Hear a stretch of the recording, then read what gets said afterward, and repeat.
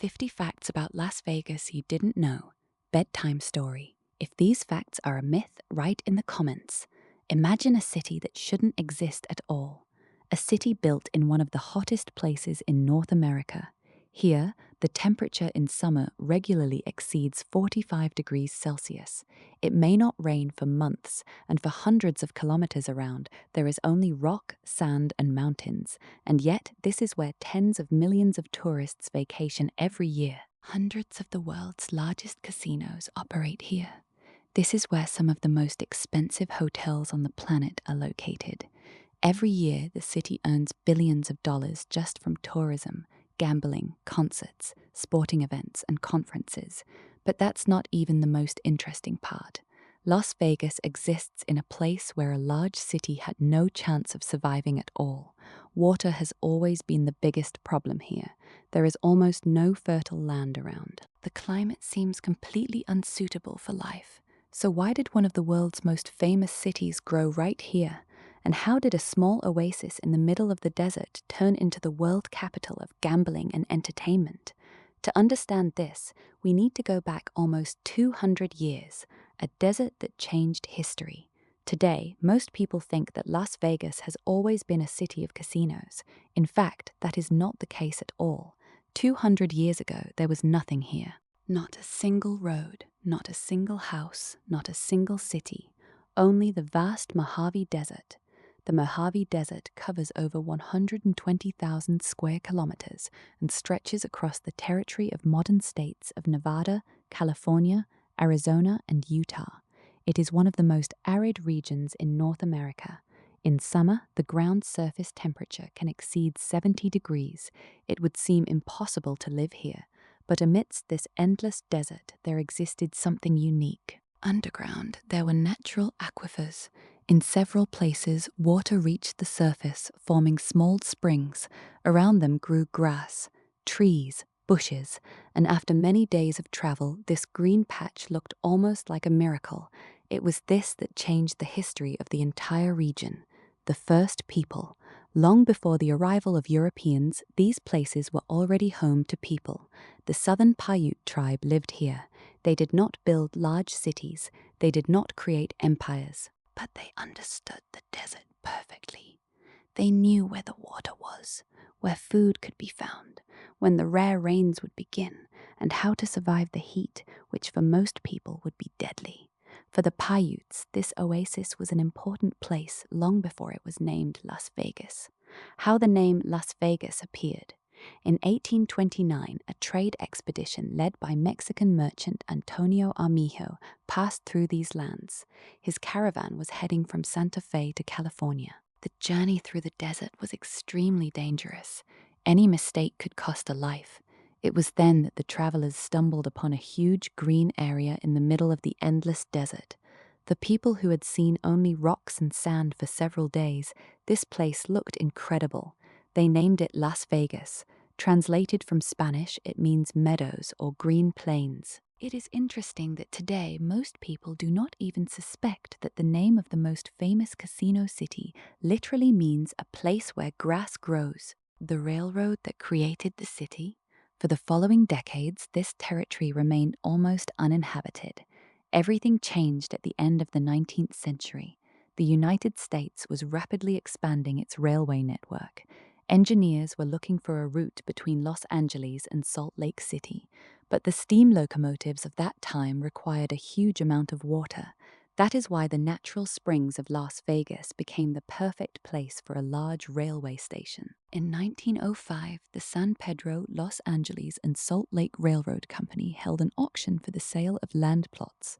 This very day is considered the birth of modern Las Vegas, where there was only desert until recently. Shops, hotels, warehouses, and residential buildings began to be built.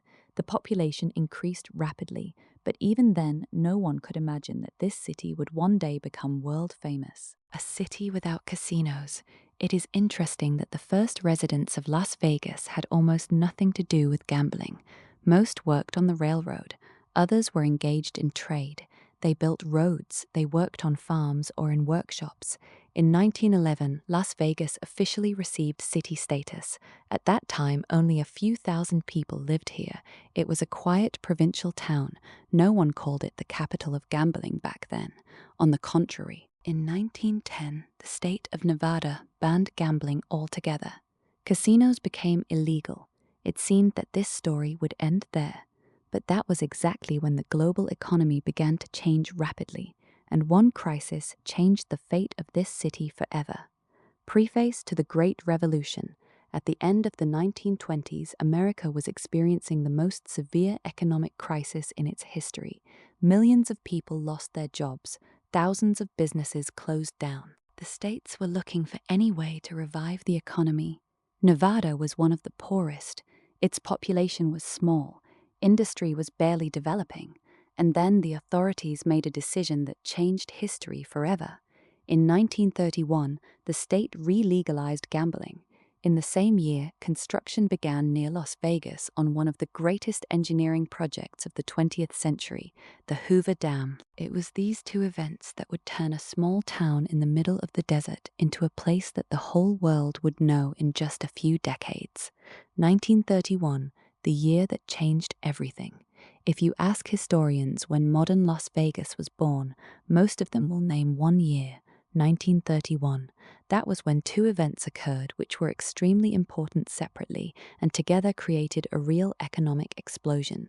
The first, the state of Nevada legalized gambling. The second, the US government began construction of the Grand Hoover Dam.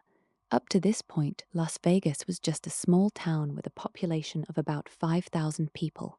After 1931, it began to change so quickly that within a few decades it was almost unrecognizable. But to understand why these decisions were so important, one must first look at what was happening in America. The Great Depression. In October 1929, the US stock market crashed. This day went down in history as Black Tuesday. Millions of people lost their savings in literally a few days. Banks were closing. Businesses were going bankrupt. The unemployment rate was rising rapidly. By 1933, almost 1 in 4 Americans was out of work. For many states, this was a real catastrophe, especially for Nevada. At that time, there was almost no large industry here. There were no large cities. There were no significant natural resources that would quickly fill the budget. The authorities understood, if nothing changed, the state risked plunging into a deep economic crisis, and then a decision was made that seemed almost unthinkable in other states. Legalization of gambling. On March 19, 1931, Nevada officially legalized gambling. Today, this seems like an obvious step. But back then, it was an extremely bold decision. Most American states, on the contrary, were trying to fight casinos. Nevada, however, decided to make gambling its main advantage. The calculation was simple. If people are willing to spend money, let them do it right here. The first casinos were nothing like modern luxury complexes. These were small halls with a few tables for poker, roulette, and blackjack. However, they quickly began to generate profit. Players came even from neighboring states where gambling remained prohibited. For little Las Vegas, this was just the beginning. The real breakthrough was still approaching. Construction of the Hoover Dam, at the same time, about 50 kilometers from the city, one of the largest construction projects of its time, began. The Colorado River was both a source of life and a huge problem. In the spring, it often overflowed its banks, flooding settlements. In the summer, the water level dropped sharply. Farmers could not plan their harvests. Cities experienced power shortages. The U.S. government decided to build a giant concrete dam. Construction began in 1931. Thousands of people were needed for the work. Workers from almost all over the country came to the region. Many lived in a specially built city, Boulder City, where gambling was strictly prohibited. But after a hard work week, many would get into their cars and head to the nearest place where they could relax. That place was Las Vegas. How the dam saved the city. At first glance, it seems that casinos and an engineering structure have nothing in common. In fact, it was the dam that gave Las Vegas 3 things without which the modern city could not exist: Thousands of people received salaries and spent them in shops, restaurants, and casinos. Second, electricity. After construction was completed, the dam became one of the largest sources of hydroelectric power in the U.S. It was this electricity that powered the famous neon signs, air conditioners, and huge hotels. Third, water. Behind the dam, Lake Mead was formed, one of the largest artificial reservoirs in the world. It became the main source of water supply for Las Vegas. Without this water, the city could never have grown to its modern scale. In fact, the dam did not just help the city, it made it possible. The first resorts. When thousands of workers and tourists began arriving in Las Vegas, entrepreneurs quickly realized that they could make good money from it. At first, small motels opened, then restaurants, then bars, and soon the first large hotels with casinos appeared. In 1941, El Rancho Vegas opened. It became the first true resort on the future Las Vegas Strip. It was not just a gaming hall. Guests were provided with a pool, restaurants, concerts, and an atmosphere of luxurious relaxation. For its time, this was a revolutionary idea. The owners realized that people come not only to gamble, they want to feel special. This very thought would later become the foundation of the entire Las Vegas industry. The city begins to attract the whole country. By the end of the 1930s, Las Vegas was already known far beyond Nevada. Newspapers wrote about the city where one could legally gamble in casinos, where the sun almost always shines, when new hotels are opening, where life seems brighter than anywhere else in America. Gradually, the city's reputation also changed. Las Vegas was no longer just a railway station in the middle of the desert. It was becoming a symbol of opportunity, a place where one could win a fortune or lose it in a single night. The birth of a legend. In the early 1940s, the city was already standing firmly on its feet. However, the true legend had not even begun yet. Ahead were the years when casinos would be built by people whose names would be associated with organized crime for decades. It was the mafia that would see in Las Vegas an opportunity to create a new center of entertainment.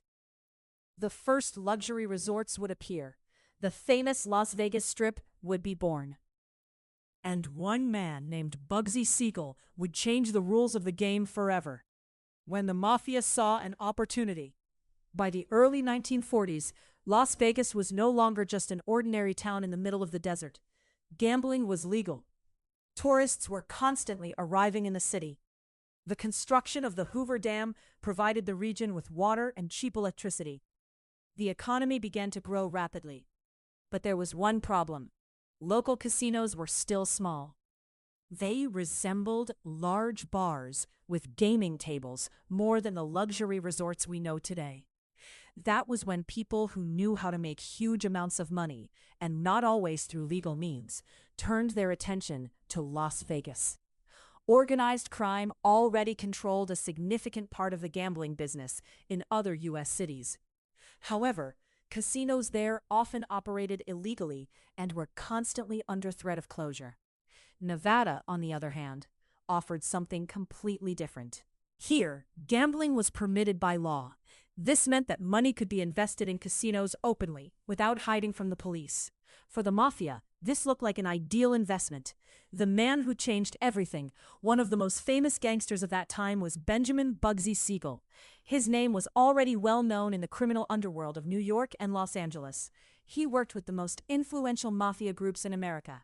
But Siegel was different from many others. He did not just want to make quick money. He saw the future. During his trips to Las Vegas, he noticed one detail. There was a lot of vacant land around. It was extremely cheap. At the same time, the number of tourists was constantly increasing. Siegel realized that if a real luxury resort were built here, people would come not just for gambling, they would come for the atmosphere. Flamingo, the casino that was ahead of its time. In 1946, the Flamingo Hotel and Casino opened. Today, this name seems ordinary, but back then, it was a real breakthrough. The Flamingo was unlike any other hotel in the country. It offered more than just a casino. There were luxury rooms, swimming pools, gardens, restaurants, live music, shows. For the first time, people could spend several days here, almost without leaving the complex. Siegel effectively invented the modern resort model, the very one that would be copied around the world decades later. The road that became a legend. Interestingly, the Flamingo was not located in the city center. It was built along a then little-known highway, which later became known as the Las Vegas Strip. In those years, there was almost nothing around, only desert. Many considered Siegel's decision absurd. Why build the most expensive hotel where there are no other buildings? But it was this decision that changed history. Other entrepreneurs saw the success of the Flamingo and began building their casinos nearby. A few years later, a whole chain of hotels grew along this road. Thus was born the Las Vegas Strip, a place that almost every person on the planet knows today. Dangerous business.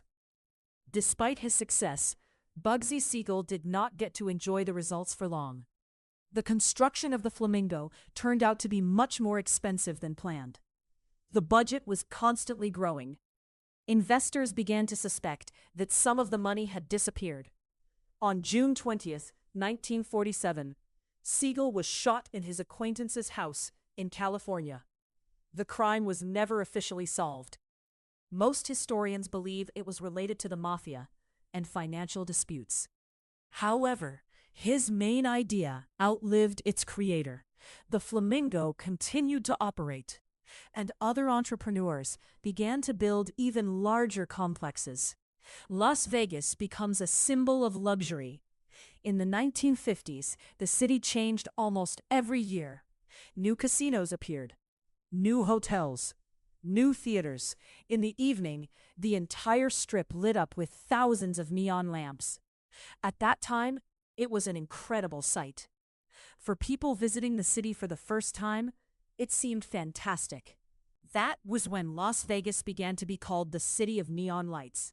Neon signs became such an important part of the city's culture that today many of them are preserved in a special museum, the Neon Museum. A city where the greatest stars performed. Casinos quickly realized one important thing. People come not only to gamble, they need emotions. Therefore, owners began to invite the most famous artists of America. Frank Sinatra, Dean Martin, Sammy Davis Jr., and other stars performed on the stages of Las Vegas. Later, Elvis Presley would join them, becoming one of the symbols of the city. Concerts brought casinos millions of dollars. Even if a guest did not win anything, they left money in restaurants, bars, shops, and at shows. Thus was born the concept that still works today.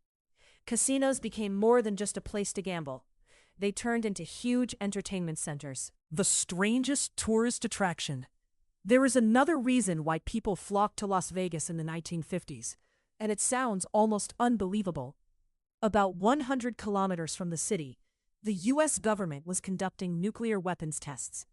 Powerful explosions could be seen right from the roofs of local hotels. Some casinos even organized special atomic parties. Guests gathered at dawn, drank cocktails, and waited for the nuclear explosion, which illuminated the horizon for a few seconds. Today, this seems shocking, but back then it was considered just another tourist attraction. The beginning of the Golden Age. By the end of the 1950s, Las Vegas had already become one of America's most famous cities. Its name was associated with risk, luxury, bright lights, and endless possibilities. But even bigger changes awaited the city. The mafia was gradually losing control.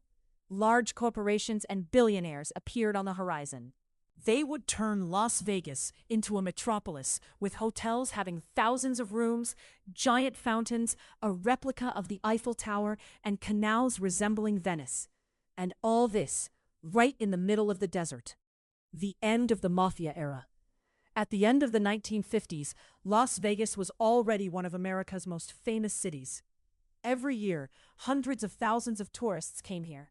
New casinos opened almost every year. But behind the bright signs hid a problem. A significant part of the gambling business was still under the influence of organized crime. The U.S. federal government was increasingly monitoring financial flows. In the 1960s, the FBI actively investigated the activities of mafia groups that invested money in casinos. The moment of choice had come for the city. Either remain the criminal capital of America or transform into a legal international resort. And that was when a man appeared on the scene who changed the future of Las Vegas. The billionaire who bought casinos. His name was Howard Hughes. He was one of the richest people in the world. Pilot, engineer, producer, entrepreneur, and at the same time, a very mysterious personality. In 1966, Hughes settled in one of the Las Vegas hotels. Initially, he planned to stay for only a few days, but he liked the city so much that he decided to stay longer. When the administration asked him to vacate the room, Hughes did the unexpected. He simply bought the entire hotel. After that, he began buying up other casinos as well. Within a few years, his companies owned a huge portion of Las Vegas real estate. This was a turning point. For the first time, large legal corporations began to push the mafia out of the gambling business. From casinos to corporations. In the 1970s, the rules of the game changed once and for all. American companies realized that casinos could generate huge profits completely legally. Banks replaced criminal investors. Investment funds, construction companies, shareholders.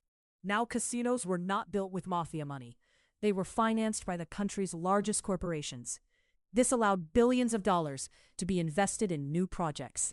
And that was when the real race began to create the largest, most expensive, and most luxurious resort in the world. Mirage, the beginning of a new era. In 1989, the Mirage Hotel opened. Today, it no longer seems like anything unusual. But back then, it was a real shock. Construction cost over $600 million. At that time, it was the most expensive hotel ever built. An artificial volcano erupted in front of the entrance. Inside there were tropical gardens, a huge aquarium, a show with real white tigers. People came here even when they had no intention of gambling. This became the main idea of the new Las Vegas. Casinos were no longer the only reason to visit. Now the resorts themselves became tourist attractions. A city that started building the whole world. After the success of the Mirage, other companies began creating even larger projects. A replica of a medieval castle appeared in Las Vegas. Then, an ancient Roman palace. Then, an Egyptian pyramid. Later, the Eiffel Tower, Venetian canals, New York skyscrapers, and even a huge artificial lake. In fact, the city became a museum of world architecture. In one day, a tourist could visit France, Italy, Egypt, and New York without even leaving the Strip.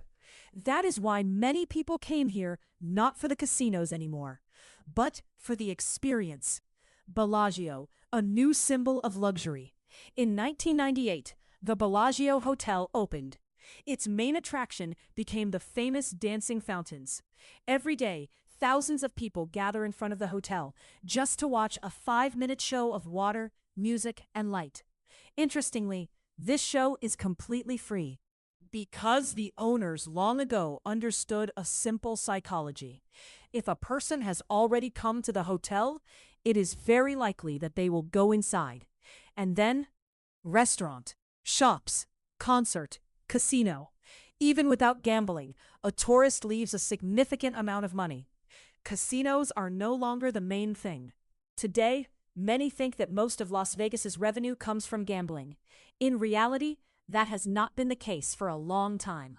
For many large resorts, the main profit comes from hotels, restaurants, conferences, shops, concerts, sporting events, nightclubs, and other entertainment.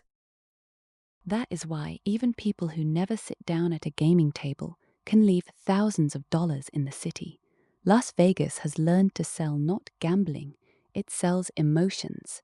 The city that never sleeps. At night, the Las Vegas Strip consumes so much electricity that it can be seen even from space. Tens of thousands of hotel rooms operate here, hundreds of restaurants, theaters, shopping malls, casinos, air conditioners that continuously cool buildings in the middle of the desert. Maintaining such a city is extremely expensive, but tens of millions of tourists come here every year, and it is they who pay for the existence of this giant mechanism. But there is one problem. The bigger Las Vegas became, the more it depended on one resource, not money, not tourists, not electricity, but water. Almost all the water the city uses comes from Lake Mead, and for the last few decades, its level has been constantly falling. If this trend continues, the city could face the biggest crisis in its entire history. Does this mean that one day Las Vegas could cease to exist? The city that should not have existed? Look at the map. Las Vegas is located in one of the most uninhabitable places in the United States. There are no large rivers around. There are almost no natural lakes. In summer, temperatures regularly exceed 45 degrees Celsius. There is so little rainfall that many plants simply cannot survive here. And yet, more than 2 million people live here within the metropolitan area. Every year, the city welcomes tens of millions of tourists. Hundreds of hotels are in operation, thousands of restaurants, dozens of large theaters, and all of this requires one resource more than anything else: water. Where does the water come from? Most people think that casinos use the most water. In reality, that is not the case. About 90% of the water used by large hotels is returned to the system after treatment and can be reused. The biggest water consumers are not tourists, but residential areas, lawns, private swimming pools, watering plants. That is why in recent years, the authorities have begun to actively restrict the use of decorative lawns. Thousands of square meters of grass have been replaced with stones, cacti, and other plants that require almost no watering. The lake that everything depends on. The main source of water for Las Vegas is Lake Mead. It is the largest reservoir in the USA by volume, which was formed after the construction of the Hoover Dam. For decades, it seemed that the water supply would last forever, but at the beginning of the 21st century, the situation began to change. Due to prolonged drought, climate change, and rising consumption, the water level in the lake began to drop. So much so that a wide, light-colored band appeared along the shores. It is called a bathtub ring. This is the mark left by the water after its level dropped by tens of meters. Today, it is one of the most famous photographs of the American West. How the city saves itself. Las Vegas began preparing for this problem long before it became critical. New pumping stations were built, deep water intakes were laid, capable of operating even at very low water levels. All major hotels were given strict conservation standards. The Bellagio fountains, contrary to popular myth, operate primarily on specially treated technical water rather than a continuous flow of fresh drinking water. In addition, the city has become one of the US leaders in water resource recycling. Today, almost every drop that enters the sewer system is purified and returned to the system. That is why Las Vegas consumes significantly less water than many other cities of the same size. An economy that is constantly changing. There is another popular myth. Many believe that Las Vegas lives only thanks to casinos, but the modern city has long since changed. Today, it hosts the largest international exhibitions, technology conferences, sports tournaments, UFC fights, NHL matches, Formula One, concerts by world stars. The city earns not only from gambling, it sells experiences. And it is this strategy that has made it much more resilient to economic crises. Even a pandemic did not stop the city. In 2020, something happened that seemed impossible just a few years earlier. The Las Vegas Strip became almost empty. Casinos closed down. Hotels ceased operations. Streets that were usually crowded with tourists became almost deserted. The city lost billions of dollars. But just a few years later, tourists began to return, and Las Vegas proved once again that it is capable of adapting to even the most difficult circumstances. Can Las Vegas disappear? This question is asked very often. The answer is not that simple. Yes, water problems exist. Yes, the climate is getting hotter. Yes, Lake Mead is no longer as full as it was half a century ago. But the city is investing billions of dollars in new technologies, in purification systems, in water reuse, in modern infrastructure. And that is exactly why most experts believe that Las Vegas will not disappear in the coming decades. It will simply become even more technological. The real secret of Las Vegas. When people think about this city, they imagine casinos, neon signs, luxury hotels, expensive cars. But that is only the tip of the iceberg. The real story of Las Vegas is a story of human ingenuity. The city emerged thanks to a small oasis in the middle of the desert. Then it was saved by the railroad. Later, the legalization of gambling. Then, the Hoover Dam. After that, entrepreneurs who took the risk to build the most luxurious resorts in the world. And finally, engineers, architects, and millions of people who turned the desert into a metropolis. Finale. Las Vegas is often called the city of luck. But if you look closely at its history, it becomes clear. It was not created by luck. It was created by decisions. The decision to lay the railroad right here. The decision to build the dam. The decision to legalize gambling. The decision to invest billions of dollars in a place that most people considered uninhabitable. And perhaps the most surprising fact is that even today, Las Vegas continues to do the same. It is constantly changing, constantly reinventing itself. And that is why this city has remained one of the most unique places on Earth for over 100 years. If one day you find yourself on the Las Vegas Strip among thousands of lights and hundreds of thousands of people, it is worth remembering for a moment that just over 100 years ago, there was only a quiet oasis in the middle of an endless desert. And perhaps that is what makes the story of Las Vegas so incredible.